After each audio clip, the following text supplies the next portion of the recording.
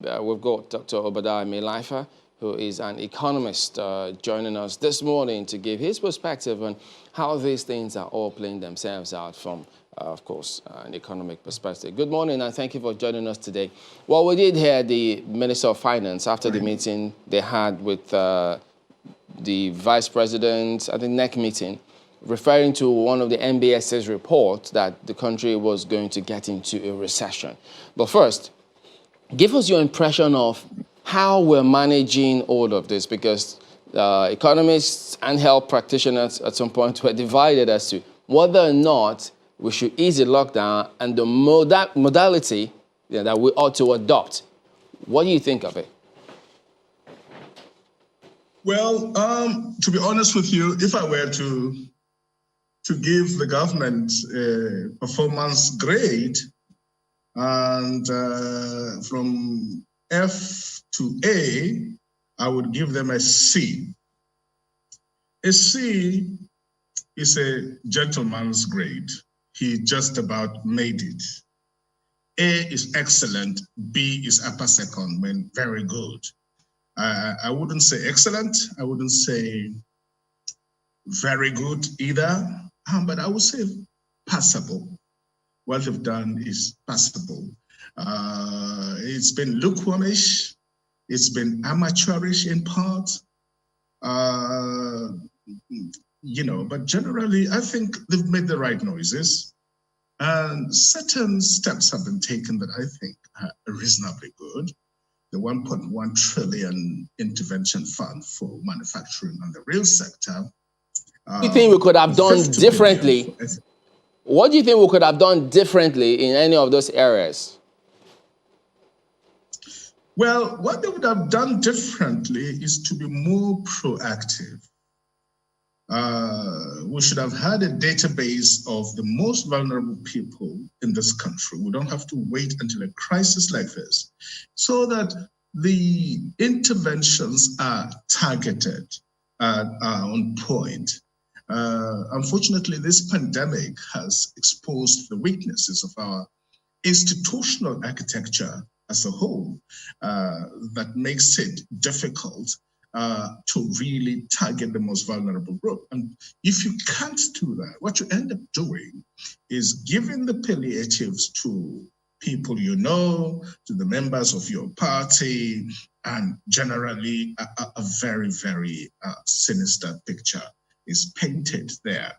And it's not me saying this. Please talk to the ordinary Nigerian in the street.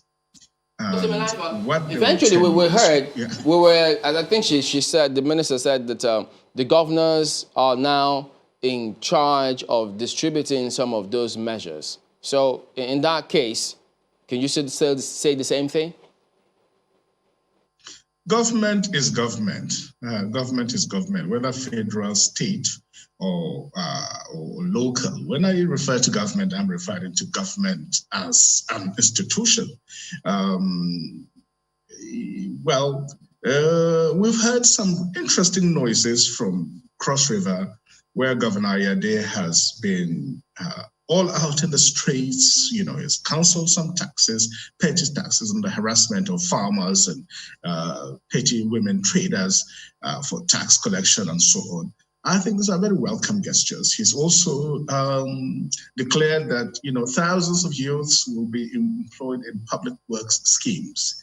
I think the federal government ought to also develop a scheme like that in a time of crisis, going back to the Great Depression of the time of Franklin Delano Roosevelt in the United States.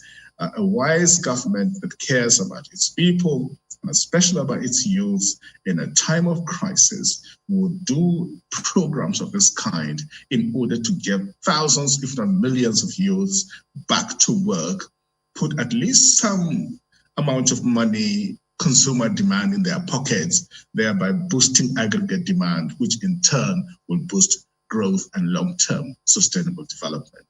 So I think we need to do more, much, much more than we are doing at present. And I am not saying the boldness of leadership, I'm not saying the vision, I'm not saying passion. This is not what I'm saying. And I would like to see more and more of that so that Nigerians will know that we're in this together. Unfortunately, even in some states, for example, Kaduna State, I'm told that the palliatives are just shared according to where you live, according to your religion, according to your tribe, and according to your political affiliation. What a shame. What a shame that such a thing can happen. In a time like this, all children are my children.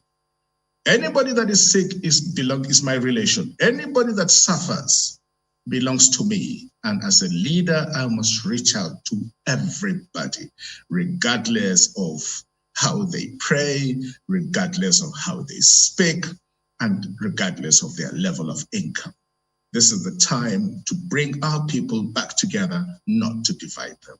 No, when you say that palliatives are shared along religious, ethnic, and what have you lines, where have those things happened? Where did you hear that those happened? In some states, in some regions, particularly I have anecdotal evidence of Kaduna State. One or two people, including pastors, have called me to lament and even shed tears that this is what is happening. So please don't belittle what I'm saying. It is a very important statement. It is a very responsible statement, and I stand by my words. You have always said, you know what, the social and economic consequences of this pandemic far outweigh the epidemiological effects. And, you know, it goes back to that first question, when it would appear as though you tilt towards, you know, finding an economic way out of this. Maybe we shouldn't go the way of a lockdown. Open up and ensure that businesses, you know, keep working. So in that way, when you look at governments now across all levels, how do you think that should influence their decisions moving forward? To be honest with you, even the professors of medicine, the greatest public health experts in the world, including WHO, we are all groping in the dark. Number one, this disease is new. That is why it is called novel coronavirus, alias COVID-19. We don't know whether it is an artificially made, manufactured biological weapon, or it is a freak of nature. Nobody truly knows. Nobody knows whether the people can develop an immune system to it. Nobody knows. Nobody knows whether it's going to be recurring, whether it's going to be seasonal, whether it's going to eventually just disappear the way it came, or whether it will become a permanent fixture of the human condition as we know it. One thing we know for sure, the world will never be the same. The economic impact is far bigger than the epidemiological impact. In Nigeria, just basically around 200 people have died from it. How many people during this time have died from HIV, have died from the common cold, have died from malaria?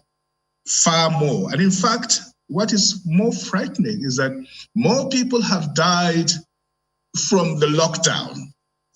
Thousands more have died from the lockdown through suicide, through hunger, through fear, anxiety, depression. A lot has happened this period. So I would say, look, this is the time to begin to end the lockdown. On condition, and we must behave very responsibly, on condition that certain measures are enforced continually and to see the back of this demon.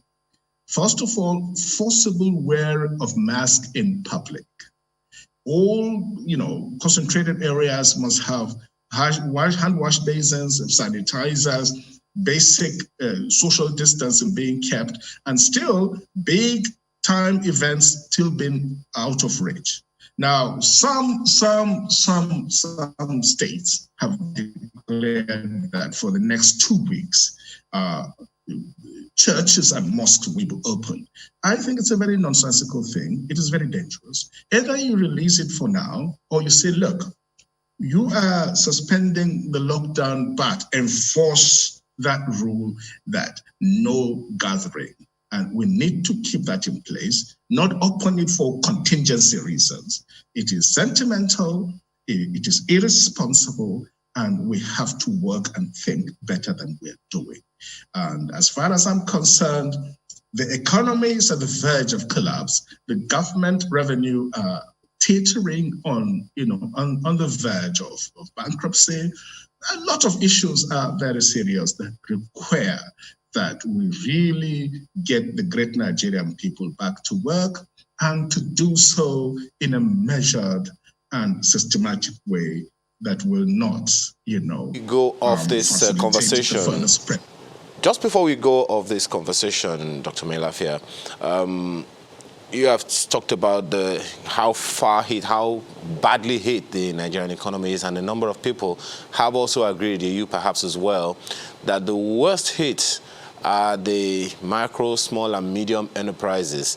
And of course, even though there have been several overtures being made by the CBN and a number of other institutions about how to salvage these MSMEs, who, you would agree, form a critical chunk of the Nigerian economy. How do we even begin to revitalize, to re-energize this sector of the Nigerian economy? Look, open the banks and open them today. Open them fully. Let them work over time with, of course, respect for social distancing as well. The money is there. Get people to have access to these loans at a very good rate. Remove all the bureaucracy. Get people to have money to restart their businesses, and be very relaxed about some of the banking restrictions that you put on credit. Be more creative, be more productive. One other thing I can say is that scientists have not noticed this, but I can tell you the whole of Africa will have only about 8,000 cases and maybe 2,000 deaths. That should tell you something, that you see the African gene pool is more diverse. When you put 10,000 Africans, their gene pool is worth that of 10 million white people. Scientifically, it's a fact, which means it's just like the agric chicken and the home chicken. The agric chicken doesn't have good resistance. The white people are the agric chicken. We Africans were the home chicken that is very hardy, that is very strong, that is very robust, and that can stand a lot of diseases. This is the endowment that God has given us. Let us be very proud to be black. Let us honor this black skin, and let us glorify God with it, and let us put Africa on the top of the map as a civilized nation. Just one moment. How does that answer the question of rekindling the Nigerian economy? I mean, I'm wondering how what you have just said now will help the banks to make up their minds about giving loans or on conditions that are favorable to MSMEs, when in fact before the lockdown, before this COVID-19 began, it was not so easy for these MSMEs to access loans in the banks. Bureaucracy, and it's mostly because the banks really are not doing what banks are normally expected to do, that is to collect deposits and to lend them as credit to market actors. They are busy in the business of trading and speculating with people's money and earning big money. Just sitting at home, you put some of that money in FGN bonds and you are collecting at least 12, 14%. And so who cares about the local farmers selling clothes in Alabama market? So that is the attitude, that is the mindset. It has to end today.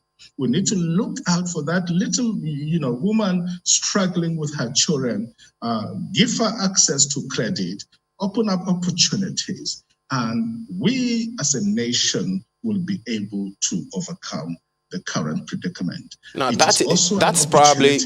One moment, Doctor. That's probably also pointing in the direction of pushing liquidity into the economy now.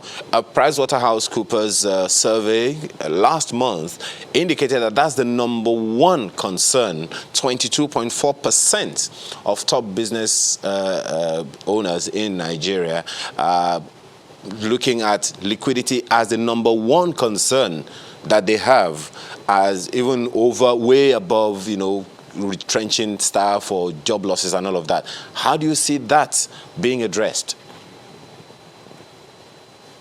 Well, it can be addressed through ways and means. There's what we central bankers do from time to time. It is called quantitative easing. And I think a bit of that will have to be done in order to shore up the liquidity situation. A lot of money has disappeared. A lot of money has dried up. We have to do all the creative things that central bankers do in order to inject liquidity into the economy. But you see, a lot of these things are based on sentiments. That's why there's a whole field of economics known as behavioral economics, that fear, panic, and emotions and psychology can drive away capital and cause immense damage to an economy. So confidence matters, leadership matters, and giving people assurance that there is credibility in monetary policy, that we know what we're doing, and that we are behaving responsibly as leaders. If you hear some stories from social media, they're a little bit actually annoying, that people are being forced. If you have malaria, they can force you and say, look, just confess that you've got coronavirus, and we can even pay you some money. They're paying the nurses to force people to accept that they have this thing even when they don't. Nigerians feel that some people are using it as a big opportunity to make money. It's a shame, and it's a disgrace to make money out of people's suffering. Those who are doing such things should be ashamed. Dr. Mailafia, give us your impression about this. The Minister of Finance, after that meeting they had, suggested, well, yes, the MBS's report about Nigeria getting into a recession, measuring about minus 4.4%. But she did say that if they go on and prove on the palliatives, that it could mitigate the impact to, say, minus 0.4%, but we will still get into a recession anyway. So what do you see happening? How should they go about this distribution or attending to those palliatives to achieve this objective of minus 0.4%? We can talk ourselves into a recession and into a depression, and then it will happen.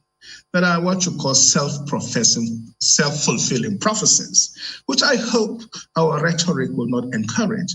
Minus 4.4 would be the worst recession, the worst catastrophe in Nigerian economy since 1968, at the height of the Civil War, when, in fact, what we recorded was minus 2.5, I think.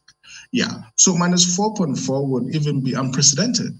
And God, we hope it doesn't come to that.